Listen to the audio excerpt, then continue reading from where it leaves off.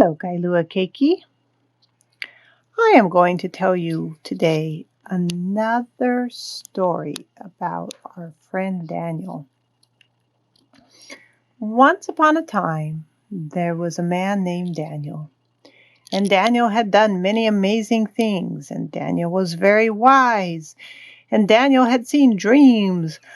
The secret to Daniel's success was he depended on God. And he had a routine. 3 times a day, he would go in his house and he would open up his windows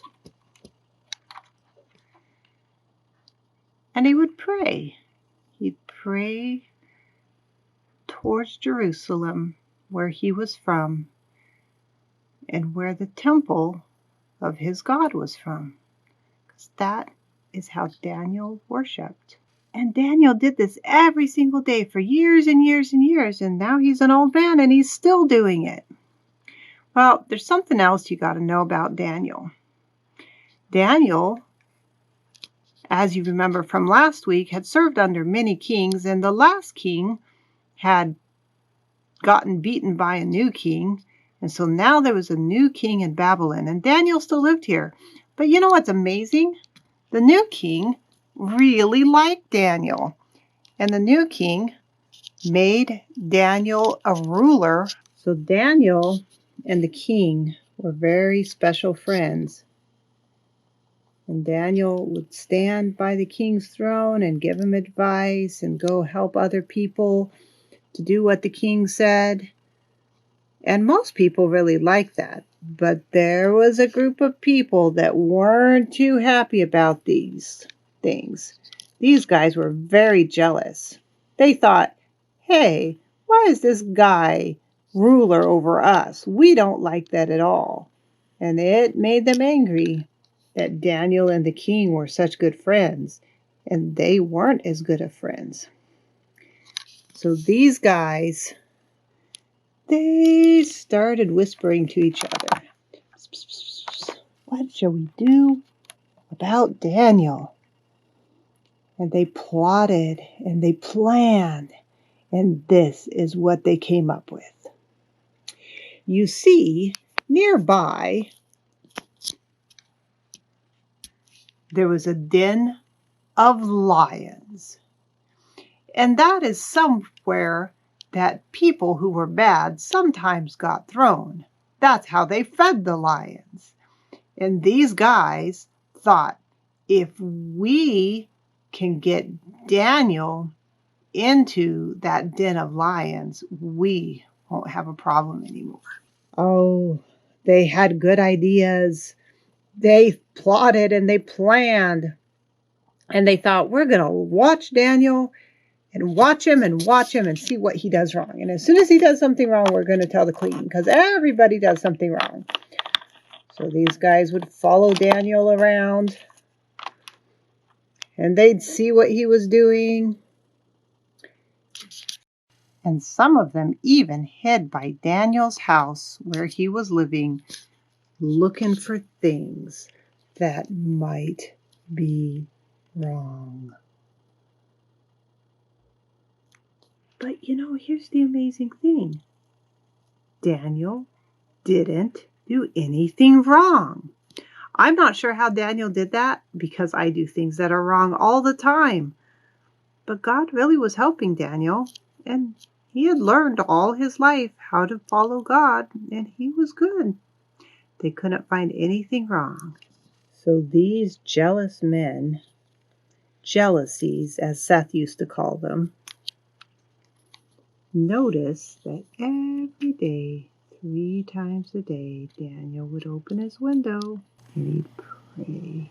And they said, well, if there's one way we can get Daniel in trouble, it's because of his God. Because everything he does is because of his God.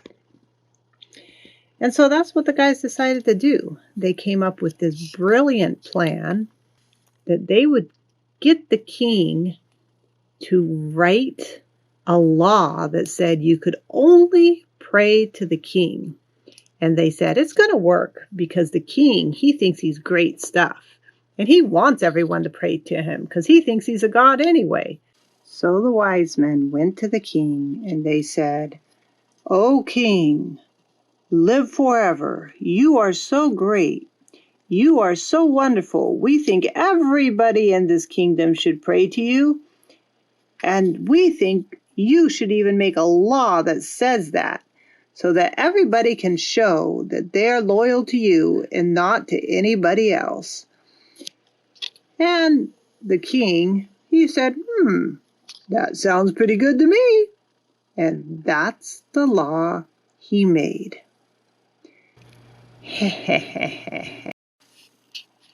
So the guys went running back to Daniel's house, and they even took a guard with them to see what would happen. Now, Daniel knew about the law, and they thought, well, maybe he'll just pray, with his window closed, maybe in his closet. And it came time for the prayer, maybe the evening prayer. And even though Daniel even saw them out there, which was really amazing, he opened up his window and he knelt down and he started praying. And he told God about his day. He asked God to protect him. All of those things. And about halfway through his prayer, heard a loud knock on the door. He finished his prayer. And of course, the guard was at the door. And he came and got Daniel. And he marched Daniel off to the lion's den. With all these guys going, we got you now, Daniel. In the meantime, one of them went to the king and told him all about it. And the king was really sad. He loved Daniel. Daniel was his friend. He didn't want it to happen. He tried all day long to try to figure out how he could save Daniel.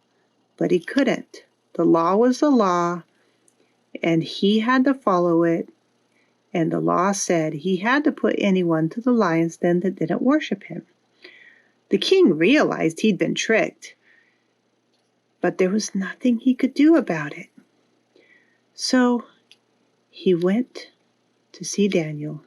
And the king said, I'm really sorry, Daniel, but I hope that the God who you serve so faithfully will protect you from those lions. Please, God, please protect Daniel from the lions. I can't save him anymore. And then the guard threw Daniel in. Uh-oh, Daniel, the lion is lying on you.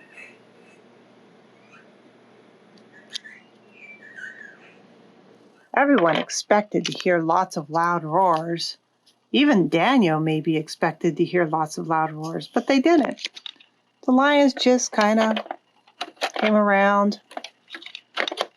They were huge. Maybe even licked him a little bit. Played a little bit by him. And for that whole night, Daniel stayed in the lion's den. The king was so sad. He stayed up all night worrying about Daniel. Uh-oh. There's a bigger lion in here. What is she doing? Is she going to get Daniel when all the littler lions didn't? The next morning, the king rushed over and he called down into the den, Daniel, Daniel, was your God able to save you? And you know what Daniel said? He said, oh, king, of course he was. He was in there with the angel, petting the lions. He's like, God sent an angel, and the angel shut the lion's mouth. The king said, okay, Daniel, okay, we're going to get you out now. And he threw down a rope to Daniel, and Daniel climbed out on the rope. And the king and Daniel were together again. And they went back to the palace. And they probably lived happily ever after. In the meantime, all those other guys got thrown into the lion's den instead. Rawr. The angel of the Lord encamps around all those who fear him and delivers them. And that's what happened to Daniel. Daniel did what he was supposed to. He prayed to God all the time. And that's the same thing that we need to do. We always need to pray to God. And when we do that, God will take care of us. Thank you, Kailua Keiki. I hope you have a great week this week. Bye-bye.